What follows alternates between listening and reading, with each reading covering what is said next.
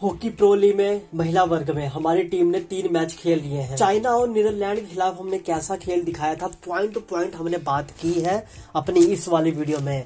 मैंने वहां पर विद टाइमिंग विद एग्जाम्पल बताया हुआ है कि हमने क्या क्या गलतियां की थी, और मैंने ये भी बताया कि आप अगर इन सभी गलतियों को बारीकी से देखना चाहते हो तो आप जियो सिनेमा पर जब हाईलाइट देखोगे तो कैसे देखोगे, यहाँ पर मैं दोबारा बता देता हूँ। तो जब भी आप हाईलाइट देखने जाओ मैच की जियो सिनेमा पर तो नॉर्मल स्पीड में मत देखो, 0.75 के स्पीड में देखो। वहां पर आप हर मूवमेंट को बारीकी से देख पाओगे और समझ पाओगे कि हमारी टीम कितना लेट रिएक्ट कर रही है, किस तरह से परफॉर्मेंस दे रही है। हर एक मूवमेंट आपको अच्छे से वहां पर देखने को मिलेगा। अब बात करते हैं कि ऑस्ट्रेलिया के खिलाफ जो कल रात हमने मैच खेला वहां पर हमने क्या किया, क्या रिजल्ट था, ये तो हॉकी प्रेमियों को पता चल गया होगा, पर बारीकी से जो ब्रेक डाउन करना होता है ना वो हम यहाँ करेंगे, तो वीडियो के लास्ट तक बने रहना आप।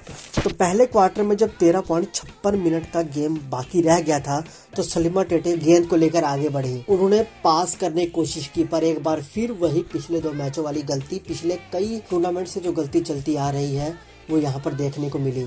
मिस पासिंग, हमारे जो तालमेल था वो यहाँ पर गड़बड़ देखने को मिला। हमारे सलीमा टेटे जो खिलाड़ी हैं वो गेंद पास करने की कोशिश कर रही थी भारत के दूसरे खिलाड़ी को, पर वो कर नहीं पाई। क्यों?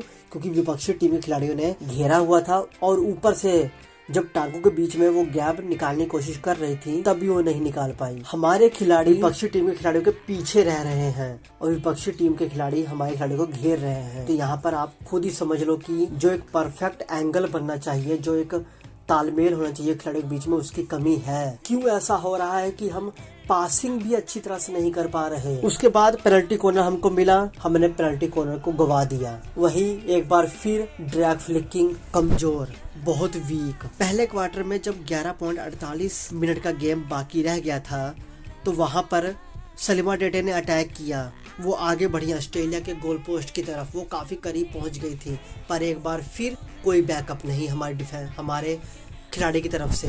हमारी टीम एक बार फिर वो तालमेल, वो एंगल क्रिएट करने में नाकामयाब रही कि हाँ, अगर सलीमा टेटे यहाँ से गेंद को थ्रो करती स्टिक से तो दूसरा खिलाड़ी उस पास को डिफ्लेक्शन के थ्रू वो गोल अचीव करता। ये सब हो सकता था, हम गोल अचीव कर सकते थे, पर बैकअप था नहीं, हमारा खिलाड़ी वहां पर मौजूद ही नहीं था। तो सलीमा टेटे गेंद पकड़ाए ही किसको? ये तो हमारी कमजोरियां नजर आ रही हैं सामने। उसके बाद दूसरे क्वार्टर में जब 11.26 मिनट का गेम बाकी रह गया था तो ऑस्ट्रेलिया ने गोल किया, और ये गोल कैसे हो गया? हमारे कमजोर डिफेंस की वजह से। ऑस्ट्रेलिया खिलाड़ी हमारे खिलाड़ियों से काफी ज्यादा तेज थी। जैसा मैंने नीदरलैंड के मैच के दौरान बताया था कि हमारे खिलाड़ी पीछे रह जा रहे थे, वैसा ही ऑस्ट्रेलिया के खिलाफ भी देखने को मिला।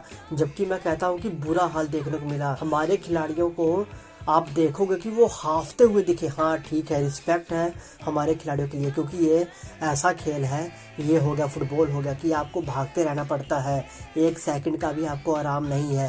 ये क्रिकेट नहीं है कि आप खड़े रहोगे और जब शॉट लगेगी तभी आपको भागना है। ये मेहनत का गेम है, यहाँ पर फिटनेस बहुत ज़्यादा जरूरी है। पर हाँ, सेम टाइम पर हम ये भी नहीं भूल सकते कि आप बेस्ट 11-15 खिलाड़ी हो जिनको चुना गया है और आपसे ही उम्मीदें हैं। तो आपसे हम यही उम्मीद करते हैं कि आप उस लेवल का अपना फिटनेस बना के रखो, क्योंकि कंपटीशन बहुत हाई है। और अगर आप उस बेस्ट 15 या बेस्ट 11 खिलाड़ियों की लिस्ट में होकर भी अपना फिटनेस उस तरीके का नहीं रख सकते कि आप नीदरलैंड, ऑस्ट्रेलिया, बेल्जियम और अर्जेंटीना, जर्मनी जैसे खिलाड़ियों के खिलाफ खड़े हो सको, तो भाई साहब फिर वीकनेस तो है, फिर दिक्कत है। फिर हॉकी इंडिया को सोचना पड़ेगा, फिर आपको अपने फिटनेस लेवल पर काम करना पड़ेगा। और ये सब कमजोरियां देखने को मिली ऑस्ट्रेलिया के खिलाफ। हमारे टीम सच में हाफते हुए दिखे। कई बार तो आप देखोगे कि हमारे खिलाड़ी खेलते खेलते हुए गिर जा रहे थे, और ऐसा नहीं कि धक्का मुक्की हो रही थी तभी गिर रहे थे, वैसे भी क्योंकि वो थक चुके थे।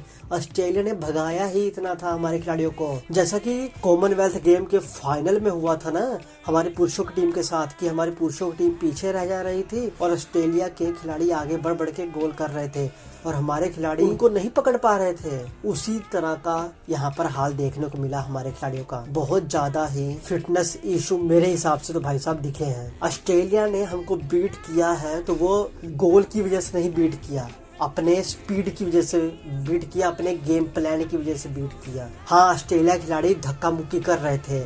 जब हमारे खिलाड़ी, कुछ युवा खिलाड़ी या कुछ वैसे खिलाड़ी जो अच्छा खेल दिखाते हैं, वो बेहतर करने की कोशिश करते थे, तो ऑस्ट्रेलिया खिलाड़ी कोहनी से या वैसे धक्का मुक्की करके हमारे खिलाड़ी को गिराने की कोशिश करते थे। ये भी बात सच है, क्योंकि चीटिंग उनके खून में है। चाहे आप क्रिकेट ले लो, चाहे कोई भी गेम ले लो, ऑस्ट्रेलिया चीटिंग करती ही करती है। और उनको कार्ड मिल रहे थे, पर हम ये भी नहीं बोल सकते कि ऑस्ट्रेलिया ने बेहतर खेल दिखाया, उनका गेम प्लान अच्छा था। तो दूसरे क्वार्टर में पेनल्टी कॉर्नर मिला, ऑस्ट्रेलिया ने गोल किया। हमारा डिफेंस यहाँ पर भी वीक देखने को मिला। हमको पेनल्टी कॉर्नर मिला, हमने वेस्ट कर दिया। क्यों? क्योंकि जब ड्रैग फ्लिकिंग की बारी आई तो हमारे एक खिलाड़ी ने गेंद लिया, दूसरे को दिया, दूसरे ने लिया, तीसरे को दिया। कंफ्यूज हो गए कि भाई साहब शॉट मारनी है कि नहीं मारनी है, कि यहीं पर हम खेलते रहे। कंफ्यूज कि किस तरफ हम शॉट मारे। ड्रैग फ्लिकिंग का काम कौन करेगा? कंफ्यूज हो गए थे हमारे खिलाड़ी, वो भी वेस्ट हो गया पेनल्टी कॉर्नर। तो ऑस्ट्रेलिया को पेनल्टी कॉर्नर मिल रहे थे, वो गोल कर रहे थे, और हम कंफ्यूज हो रहे थे। और जब हम कंफ्यूज नहीं हो रहे थे, सीधा सीधा शॉट खेल रहे थे, वहां पर कोई सफलता नहीं मिल रही थी।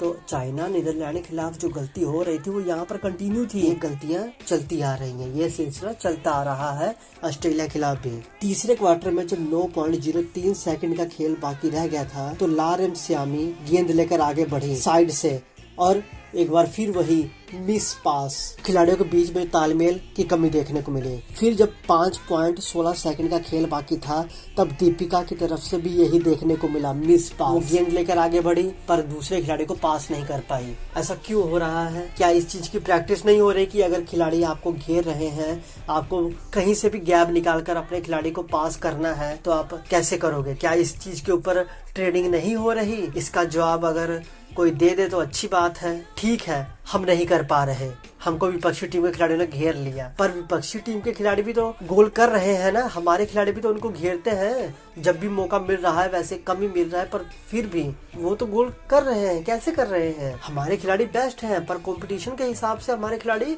बेस्ट नहीं है। हमारे खिलाड़ी बेस्ट सिर्फ हमारे लिए हैं, कंपटीशन के हिसाब से नहीं। कंपटीशन के हिसाब से उनमें बहुत सारी खामियां हैं, इसीलिए हमको ओलंपिक इस बार घर पे बैठ के देखना है हमारे खिलाड़ियों को। फिर हमको पेनल्टी को न मिला तीसरे क्वार्टर, हमने फिर जाने दिया, क्योंकि हम दयालु बहुत है। कोई बात नहीं, जाने दो, वेस्ट होने दो, क्या करेंगे जीत के। हमारे खिलाड़ियों का दिल बहुत बड़ा है, क्या करो। चौथे क्वार्टर में पेनल्टी कॉर्नर हमको मिला, वीक प्लानिंग, बहुत ही खराब प्लानिंग। ड्रैग फ्लिकिंग की बारी आई तो एक खिलाड़ी ने दूसरे खिलाड़ी को पकड़ाया, उदिता को। उदिता ने शॉट खेला, वो बिल्कुल बाहर था, नहीं पता कि वो क्या प्लानिंग करके आ रहे थे। कोच उनको क्या बता रही थी कि आपको किस तरह से ये काम करना है, ड्रैग फ्लिकिंग का काम किस तरह से करना है, आपको गोल किस तरह से करना है, तालमेल किस तरह से बैठाना है, पता नहीं। या तो ऐसा हो सकता है कि ट्रेनिंग के टाइम पे सब कुछ सही है, क्योंकि अपने ही खिलाड़ी है ना, अपने ही यार दोस्त हैं, तो वहाँ पर सब कुछ सही हो रहा है। पर जब विपक्षी टीम आ रही है तो फिर एग्जीक्यूशन सही हो नहीं रही, क्योंकि विपक्षी टीम तो फिर हमारे अपने नहीं है ना, वो तो जीतने के लिए आए हैं, वो हम पे रहम थोड़ा करेंगे, वो तो कंपटीशन दे रहे हैं ना। तो भाई साहब एग्जीक्यूशन में प्रॉब्लम आ रही है, टेक्निक पर काम करना जरूरी है बहुत सारी जगह पर। चौथे क्वार्टर में जब 5.15 मिनट का खेल बाकी रह गया था, ऑस्ट्रेलिया ने अटैक किया, सविता अकेली खड़ी हुई मिली। उनका बैकअप के तौर पर हमारा एक भी खिलाड़ी उनके पास नहीं था, क्योंकि पहले भारतीय टीम ऑस्ट्रेलिया के सर्कल में गई, फिर ऑस्ट्रेलिया ने उनको विफल किया, वो गेंद लेकर भागे, हमारे खिलाड़ी पीछे रह गए, वो भागे, उन्होंने गोल किया, और हमारे खिलाड़ी अभी भी पीछे भागते हुए दिख रहे थे। सविता पुनिया अकेली खड़ी थी वहाँ पर गोल पोस्ट के करीब। और जो मैंने बताया था पिछली वीडियो में, विपक्षी टीम के जो गोलकीपर हैं वो अपने पैरों में पहने हुए पैड का इस्तेमाल कर रहे थे गेंद को रोकने के लिए, जब फील्ड कोई गोल होना होता था। और साथ में उनके हाथ में जो एक गार्ड है ना बड़े बड़े से, उसका भी वो उपयोग करते थे। वो गेंद को पूरी तरह से ब्लॉक कर लेते थे कि हाँ विपक्षी टीम का खिलाड़ी गोल न कर पाए। पर सविता पुनिया सिर्फ अपने पैरों का, या फिर कह लो कि पैरों में पहने हुए जो पैड है उसका इस्तेमाल करती हुई दिखी है बस। इसलिए उनके पैरों में से ऑस्ट्रेलिया के खिलाड़ी गेंद निकाल कर गोल कर रहे थे, क्योंकि वो पैड जहां तक देखने में लगते हैं वो हैवी होते हैं और रिएक्ट करने में टाइम लगता है, तो तब तक गेंद बीच में से निकल जाती है पैरों में से। तो अगर वो अपने हाथों में पहने वो उस गार्ड का भी इस्तेमाल करें तो वो कर सकते हैं, रोक सकते हैं, जैसा विपक्षी टीम के खिलाड़ी कर रहे हैं, दूसरे टीम के खिलाड़ी, चाइना के खिलाड़ी भी, गोलकीपर भी ऐसा कर रही थी, नीदरलैंड की भी और ऑस्ट्रेलिया की भी। वो तो लोटपोट होकर एकदम गोल गेंद को ब्लॉक कर रहे थे, पर सविता पुनिया ऐसा नहीं करती हुई दिखी। हाँ, सविता पुनिया बेस्ट है, 3 बार की FIH विनर है। वो लगातार अपने खिलाड़ियों के लिए रिस्पेक्ट है, पर सिर्फ रिस्पेक्ट से बात नहीं बनती, सिंपैथी से बात नहीं बनती, क्योंकि रिजल्ट नहीं मिल रहे हैं। चाइना के खिलाफ हम हारे, नीदरलैंड के खिलाफ हम हारे, ऑस्ट्रेलिया के खिलाफ भी हम हार गए। कितना हारेंगे मुझे नहीं मालूम, बस हम हारते हुए ही जा रहे हैं। हमने कई सारी चीजें चेंज करके देख ली, खिलाड़ी अलग अलग ऐड करके देख लिए। पिछले 4 साल से प्लानिंग ही चलती आ रही है कि हाँ, ये खिलाड़ी को रखेंगे, ओलंपिक के पहले इन खिलाड़ियों को सिलेक्ट करेंगे। ओलंपिक आने तक आप इस चीज को देख लेना, पिछले जितने भी टूर्नामेंट हुए आप मेरी वीडियो उठा के देख लेना, वहां पर मैंने जो जो खिलाड़ियों के नाम बताए हैं ना, जो हर टूर्नामेंट से पहले जो खिलाड़ी को सिलेक्ट किया जाता है, चाहे वो कोर ग्रुप में हो, चाहे फिर वो फाइनल 20 खिलाड़ी हो या 18 खिलाड़ी हो, वहाँ पर हर बार अलग अलग खिलाड़ी होते थे। एक टीम कभी भी एक टूर्नामेंट हर टूर्नामेंट में नहीं जाती थी।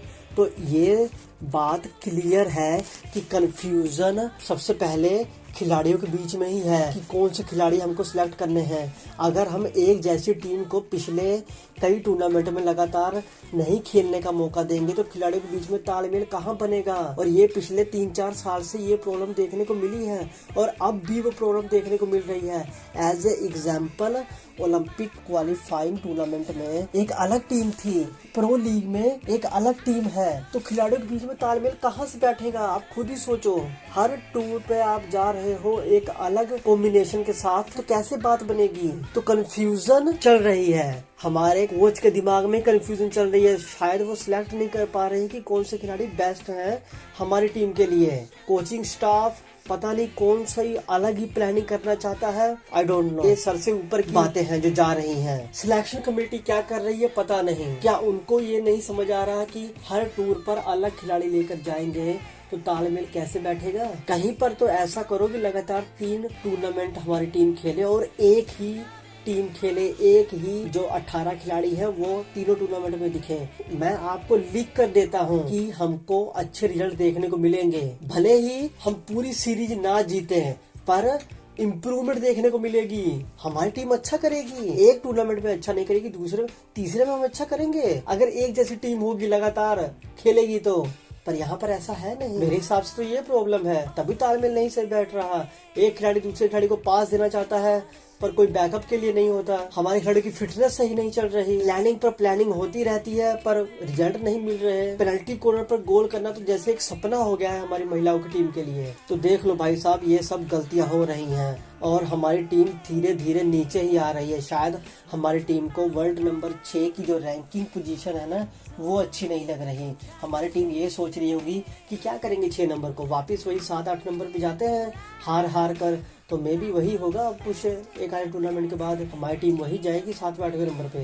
क्योंकि ओलंपिक में जाने के बाद जब जापान और चाइना, बाकी जो टीमें हैं, अमेरिका की टीमें, ये जब अच्छा परफॉर्मेंस देंगी तो ऑटोमेटिकली ही ये ग्रो करेंगी। अगर इन्होंने एक भी बड़ी टीम को हरा दिया या एक दूसरे के खिलाफ अच्छा परफॉर्मेंस दे दिया तो हमारी टीम के पॉइंट तो कम होंगे नहीं, क्योंकि हमारी टीम तो खेल ही नहीं रही, हमारी टीम उस वक्त घर बैठी होगी। तो ठीक है, जो होगा वो देखा जाएगा। बाकी आपके क्या रिएक्शन है, हम तीनों मैच क्यों हार रहे हैं। बाकी जैसा मैंने बताया कि 0.75 की स्पीड के साथ आप जियो सिनेमा पर जाकर हाईलाइट देखिए, जितने मैंने जो टाइमिंग बताई है। बाकी इनके अलावा भी बहुत सारी जगह है जहाँ पर आप हमारी टीम की गलतियाँ या फिर दूसरी टीम की गलतियाँ या फिर हर एक मूवमेंट को आप अच्छे से देख पाओगे।